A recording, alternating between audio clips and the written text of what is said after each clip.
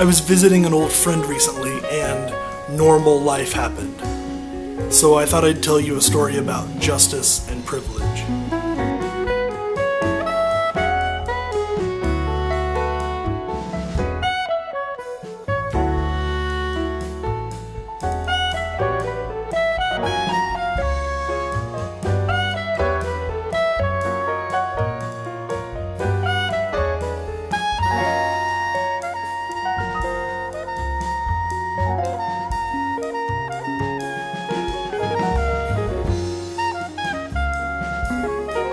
My friend is a great father.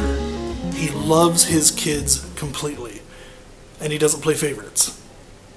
He and I were hanging out in one room, the kids were playing in the next room, and after a while we heard a commotion from in there. So we went in to check it out, and sure enough, the 10-year-old had the 6-year-old pinned to the floor, just smacking him silly, demanding one of his toys.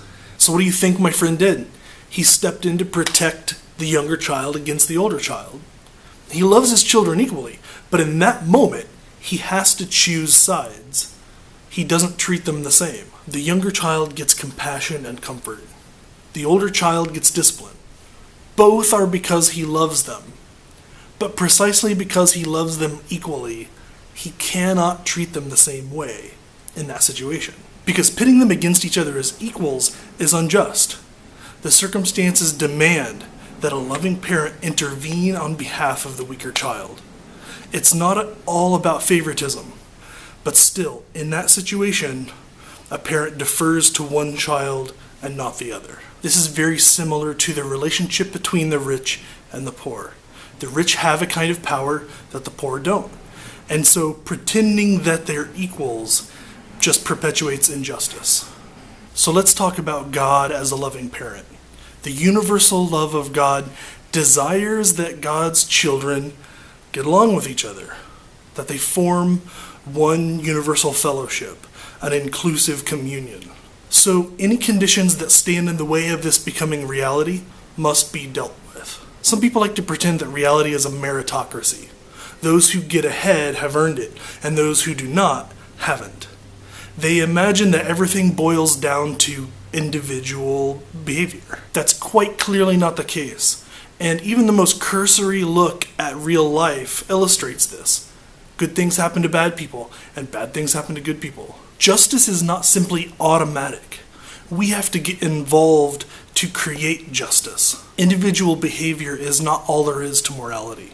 Social structures are moral issues as well. So, this is why we talk about God's preferential option for the poor. That phrase very often gets misunderstood, so let me explain. Some people assume it means that God loves the poor more than anyone else, that God prefers some people over other people, that God plays favorites. That couldn't be less true. It's precisely because of God's universal love that the preferential option for the poor is necessary. And it's precisely because of God's universal love that we should be on the side of the oppressed as well. This is something people get wrong about the mystics. They imagine a hermit in a small cabin deep in the woods, maybe close to God but detached from reality. But no, most of the mystics are pressed into social engagement whether they want to be or not. Because God is a God of love, healthy spirituality always directs us outward toward a deeper engagement with the world, so that we might incarnate that universal love in our particular circumstances. So what do you make of the preferential option for the poor? And how could we imagine a just God without that idea? Leave your thoughts in the comment section below, and maybe share this video with someone who will be challenged by it. I bet they won't be hard to find. Thanks for watching.